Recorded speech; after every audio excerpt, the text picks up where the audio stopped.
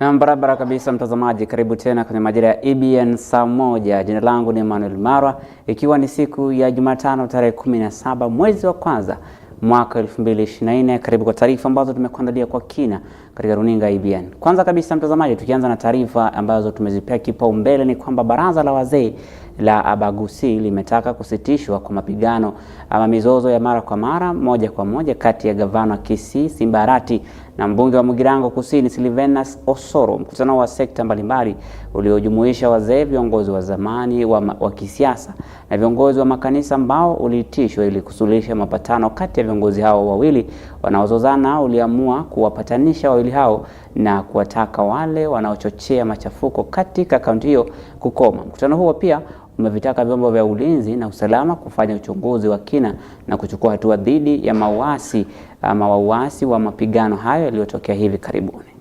It's a priceless commodity, and it takes two to tango, and that's why we are making this passionate appeal to both His Excellency Governor Arati and Honorable Sylvanus Osoro, the Chief Whip,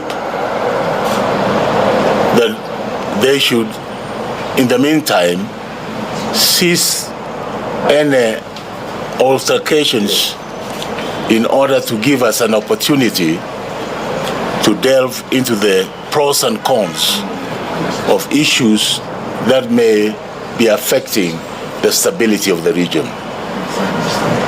And we do this as a call from our own people and the society and Kenyans who are very uncomfortable of the situations that are going on in the county.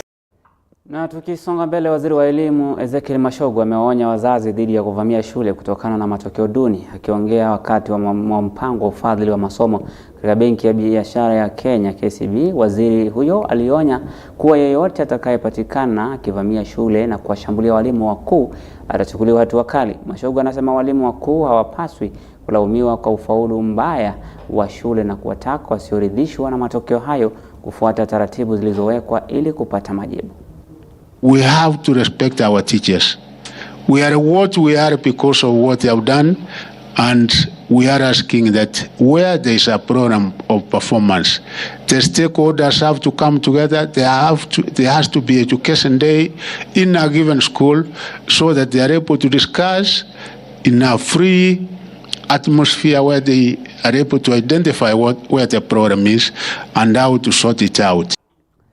Kwa gavana wa Nakuru Susan Kihika amefanya kikao na wakilishi wa madaktari wanaofanya kazi kaunti hiyo kutathmini hali ya usalama kwa madaktari hao. Kikao hicho kinajiri baada ya daktari mwanagenzi kwa jina Laban Kipto ambaye maiti yake ilipatikana kwa mtaro nje ya hospitali hiyo. Gavana Kihika amesema kuwa uchunguzi umeanzishwa kubaini kini cha kifo chake. I had a meeting both with the union of the doctors and as well as the leadership of the interns at the hospitals, including also the Department of Health senior leadership as well. And what we are trying to do here is just make sure that we can get to the bottom of what happened. Our number one being the justice for Dr. Langat. So we must, we are working closely with the investigating officers or department and making sure that no stone is left unturned until we get to the bottom of really what happened that day. But in addition to that, we as the county government of Nakuru are looking into if there were any weak points. Kwa benki ya KCB Kilindini Mombasa imeandaa hafla ya ufadhili wa wanafunzi waliofuzu katika mtihani wa darasa la 8 na ambao wanatoka familia ambazo hazijiwezi. Collins Obiero ambaye ni meneja wa benki hiyo tawi la Kilindini ameelezea jinsi KCB Foundation imejiandaa mwaka huu kwa kiasi cha milioni 8 pesa taslimu ili kutoa ufadhili nchi nzima. Pia ameweza kueleza njia wanayotumia kupata wanafunzi, huku akielezea ni haki. Ameweza kuwasihi wanafunzi watie bidii masomoni ili waweke wanawazingatie elimu maishani. I'm going to my girls' school Nairobi. I achieved marks of 395. It's who plans properly on his work or on her work. Then to work hard. Working hard is to do whatever you can. Zaidi tunaweza kupata wanafunzi kwa wingi kuliko mwaka uliopita. Na kunradhi mtazamaji, ni kwamba walitoa milioni 800 kusimamia ufadhili huo. Na tukisonga mbele, mbunge wa Gemu atoa shilingi milioni 1.2 kwa ufadhili wa masomo ya wanafunzi 35 mahiri na wenye uhitaji na maskini kutoka eneo bunge lake. Akizungumza wakati wa uzinduzi wa mpango huo wa ufadhili wa masomo wa Gemu mwaka huu huku Mtumbu, mbunge huyo alifichua kuwa kila mmoja wa wanafunzi 35 waliopata alama 360 na zaidi katika mitihani ya KCPE ya mwaka jana walituzwa shilingi 35,000. Alisema kuwa kama njia ya kuhakikisha wanagusa maisha ya watu wasiojiweza katika jamii hiyo. This morning about the opportunity to give about 35 students who are fully sponsored. Fully sponsored mean each and every student we pay 35,000 shillings. We choose the brightest of Gemu. This year alone we decided any student above 360 marks coming from poor family we are going to give full sponsorship. On top of that, a team of my friends are going to sponsor another 10 students, buying for them uniforms, all the school needs, and pay for them school fees. This we do because we want to touch the poor people. The team that are meeting now here, these are village elders drawn from Gemiala sub-county. They are going back home to ensure that in each village, they bring for me 10 students from poor families who are deserving to go to school.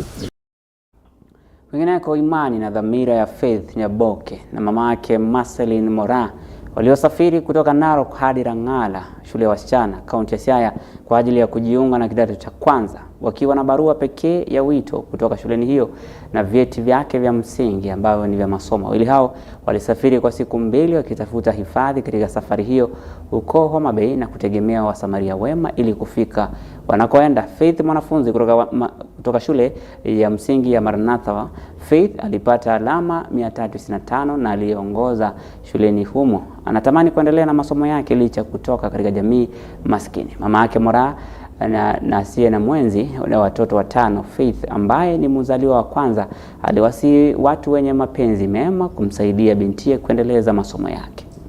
Mimi sasa nilikuwa niko na msee, lakini kama tulitiposi ndoa kidogo tuliachana. Sasa mimi niko single. Sasa watoto ninaenda kibarua ndio wakule ndio wasome. Sasa sina namna nyingine. Nafanya kibarua ya chembe, ninalima. Ninalipangwa shilingi 200. Sasa mtoto amekuja tu nilipepa ile mafomu, ile karatasi yenye alito kwa hii shule na certificate tu. Enyewe hakuna Kenya tumepepa. Tulikuwa tumekuja tu kuomba usaidizi kwa hii shule. Nilikuwa naomba tu nisaidike mtoto aingie kwa shule. Mimi ningeomba tu anisaidie niingie shule nisome. As a school we cannot send them away because probably she's a light. She will be the light in their family later on. She is the firstborn in their family. This is a single family. She's a single mother who separated with her husband after marrying another wife and disappeared from the first wife and left the children there, according to the mother. And so, because she sustains a family through manual work, and we know manual work cannot enable her to pay school fee. So we will definitely admit her and given that she's a bright girl, and looking at the list that they gave me from the school, she was the best in that school, position 1 with 365. So that means this girl is very bright and also needy, and if given a good condition, environment to learn in, and if well wishers come in, then I believe that sky will not be the limit for her. Na mtazamaji, ni matumaini yetu kwamba Faith atakuwa na matumaini ya kujiunga na kidato cha kwanza. Na tukisonga mbele mtazamaji, na taarifa sawia na hiyo ni kwamba Emmanuel Kidem aliyepata alama 381 alitembea hadi shule ya Kakamega ya wavulana kaunti ya Kakamega akiwa na karatasi za matokeo pekee na barua ya wito, huku mwingine Titus Achevi sawia na shule hiyo aliyepata alama 383 alishtua shule alipoingia akiwa amebeba cheti cha kifo cha mamake aliyefariki miaka 9 iliyopita na hati ya matokeo ya Achevi. Kwa masikitiko makubwa mtazamaji, alikataliwa kujiunga na shule, hati ambayo hakuweza kumudu kuichapisha kwa sababu ya matatizo ya kifedha na ukosefu wa upatikanaji wa huduma za mtandao. Mwalimu mkuu wa shule hiyo Daktari Julius Mambili anatoa wito kwa wafadhili kuingilia kati na kuwasaidia wanafunzi hao wawili. Nilipata alama 381 na kukuja kwangu hapa, nilikuja hapa kwa kutafuta msaada kwa yeyote ambaye anaweza kunisaidia. Na hata huko nyumbani, tukiwa nyumbani, mama ni mgonjwa, hata saa zingine huwa tunalala tu njaa, atuli. Sasa vile ni mgonjwa, sasa hata hajui venye ndaenda shule, ako tu sasa ako kwa kitanda amelala. Na ndio maana nilikuja hapa. Nilikuwa natamani sana kusoma hapa kwa sababu niliona nikisoma hapa naweza toka na grade nzuri. Sasa nilikuwa naomba tu mwenye ana roho ya utu aingilie kati anisaidie. Nilisomea shule ya msingi ya Nyenyesi, nikapata alama 383. Hata shule ya msingi nimekuja hapa ili nitafute msaada kwa sababu mimi sina mama, na mama alikufa kabla nionyeshe baba ni nani. Na mimi nilikuwa naomba tu msaada kwa yule ambaye anaweza kanisaidia kwa sababu sina mbele wala nyuma. Mwenye naishi naye hajiwezi. Yeye chenye anaweza ni kutafuta tu chakula ya kula. Kwa awali ni kwamba hatuna uwezo wa kumudu idadi ambayo imetufikia ili idadi ambayo inahitaji msaada. Kwa hivyo kama unaweza kusaidia kama mtu kibinafsi ama financial institution ama mkuje pamoja marafiki ama hata wanasiasa wetu kupitia kwa CDF ama kwa county government ya Kakamega, nitawahimiza ya kwamba hawa ni watoto wale ambao wana matumaini makubwa, na sisi kama shule tunajaribu kuangalia jinsi ya kuwasaidia, but tunaomba msaada kutoka kwa.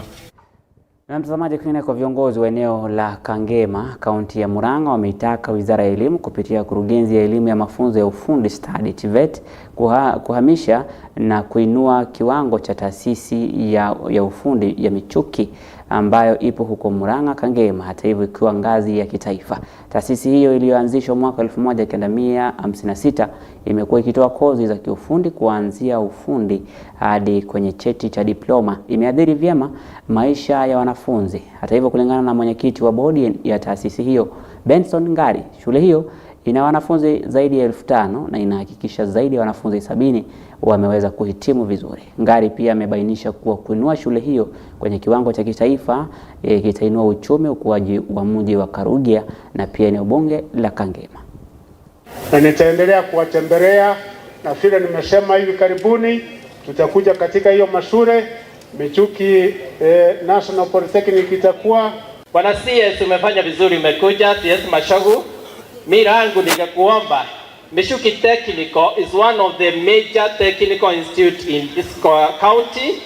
It has mentored most of the technical institutes ambazo zinaendelea hapa Murang'a. Kandara, tuko na Mathioya, tuko na Kigumo. Most of the technical institutes ambazo zimeanza za TVET, they have been mentored or they have been under Michuki Technical Institute. We were looking forward ikuwe a national polytechnic for this county, but not for this county, even this region, because hata hii our neighbors, the constituency ya Nyeri hapa, some of them they have been at Michuki Technical. Kiangalia kwa nchi hii yetu, Michuki Technical Training Institute ni mmoja yapo ya zile colleges kubwa zaidi. Tuko na wanafunzi zaidi ya 5,200. na kwa graduation tuna graduate zaidi ya 2,000 kwa mwaka sasa.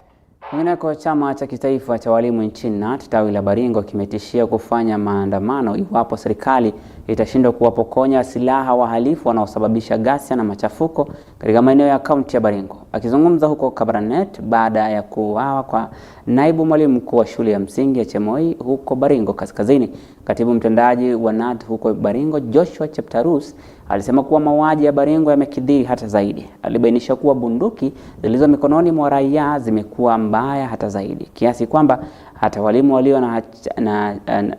walio kwenye zamu ama kufundisha wamekuwa wamelengwa hata hivyo zaidi.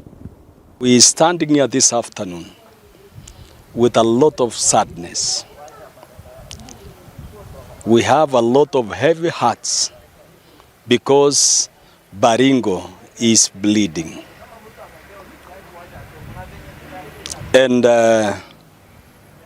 we've just lost a teacher, a deputy head teacher, who was on duty, and in the evening as he was going to buy shopping in the nearby center, that man was eliminated by bandits. And as Baringo teachers, we are mourning. We are mourning, given that it is hardly 1 week that we also lost some parents, a family, together with a pupil, a young pupil of primary school. And we standing here this afternoon to condemn with the strongest terms possible the continued killings which has happened in Baringo. With assurance of the government that they are going to disarm these bandits and any other person who is carrying illegal weapons. Innocent people of Baringo are being killed. And we want to, as we pass our condolences to the family, we are asking teachers wherever they are, and we've repeated this one severally, that if you think that wherever the place you are living and the school you are teaching it is not safe, please wake up and go straight and directly to director's office. Na mtazamaji, mbunge wa Mumias Mashariki Peter Salasia alijiwasilisha mbele ya mahakama ya Mumias baada ya hakimu Masela Onyango kuamuru jana afike kotini kujibu mashtaka ya kumpiga mwakilishi wadi wa Isonga. Hata hivyo, akiwa mbele ya hakimu Masela Onyango katika mahakama ya Mumias, Salasia alikanusha mashtaka mawili ya kumshambulia mwakilishi wadi na kuzua vurugu ili kuvuruga amani katika mazishi yaliyokuwa yakifanyika. Salasia bado hajajua hatima yake iwapo ataachiliwa kwa dhamana au la. Is his claim that he was admitted on the 15th, making it impossible for him to appear before this court on the morning of 16th. And Your Honor, we maintain that the accused has not provided any document to this court to prove this admission. The receipts that my learned friend has submitted as an afterthought. And the issue was that we provide evidence of cell phone data indicating that indeed on the material date, which was yesterday, that the accused person of the suspect then was at Ekero in Mumias and not in Kisumu Aga Khan Hospital as the advocate had actually. Na kwingine, kwa washukiwa 31 wanaokabiliwa na mashtaka ya mauaji ya watu 429 kule Shakahola wamefikishwa hii leo katika mahakama kuu ya Malindi kujibu mashtaka hayo. Washukiwa hao ni kati ya washukiwa 98 waliokamatwa katika msitu wa Shakahola ambako mhubiri tata Paul Mackenzie alikuwa anaongoza waumini wake katika mafunzo ya imani potovu na itikadi kufunga hadi kufa. Mbele ya jaji wa mahakama hiyo Mugure Tande, washukiwa hao 31 hawakusomewa mashtaka ya mauaji, na badala yake mahakama kuamuru wafanyiwe uchunguzi wa kiakili na kufanyiwa matibabu ya kiafya kisha kurudi mahakamani baada ya siku 20. Hata hivyo, upande wa mashtaka ukiongozwa na Victor Muli ulikuwa umeomba siku 14 ili washukiwa hao kufanyiwa uchunguzi wa kiakili na matibabu. Further, given that the accused persons will be taking plea on diverse dates in Mombasa, Shanzu and Tononoka courts, and given further that the accused are held in Shimolatewa, Kilifi and Malindi prisons, and given further that neither the court nor counsel can tell the number and availability of psychiatrists in this region, I find that a period of 14 days is not unreasonable. Accordingly, I direct that 1, all accused persons do undergo psychiatric assessment to ascertain their fitness to take plea. 2, medical attention and care to be availed to the 4th accused person and any other accused person who is unwell at the prison at which they are held. 3, application for bond is deferred until all accused persons have taken plea. And finally, mention on the 6th of February 2024 for plea taking. So be in charge of Shimolatewa prison to ensure that all accused persons are fed just like any other persons held in prison. Na kwingineko, uongozi wa vijana wa chama tawala cha UDA kutoka eneo pana la Magharibi wametoa kauli ya kulaani matamshi ya gavana wa Nyeri Mutahi Kahiga dhidi ya katibu mkuu wa chama hicho Cleophas Malala. Wakizungumza na waandishi wa habari huko Kakamega, hata hivyo chini ya uongozi wa Rafael Guya, wamesema wanahuzunishwa na semi za viongozi wa juu wa chama hicho kukosoa uongozi wa vijana kwa misingi ya kikabila. Wamempa gavana huyo makataa ya saa 24 kuomba msamaha, vinginevyo watachukua hatua dhidi yake. Gavana huyo alinukuliwa na vyombo vya habari akilani jinsi Malala anavyoendesha shughuli za chama hicho na kudai kuwa kura 6,000 kunradhi zilizopatikana kwa Rais William Ruto katika uchaguzi mkuu kutoka eneo la Magharibi ni chache mno. Without the 600,000 votes, the members from Azimio would have scooped us with about 400,000 votes in the 2022 general election. So the utterances made by the Nyeri governor are quite unfortunate, and we demand him to apologize to the Western Kenya people. We are giving him an ultimatum of 24 hours, and we believe that UDA is a united democratic alliance, and where we welcome each and everyone into the party. So the Secretary General has been really fighting hard to ensure that what the President promised during elections are actually being implemented. And any attempt made to fight the Secretary General is an attempt to fight the youths of this country. We believe that the Secretary General is a young and very visionary leader, which every young person looks up to.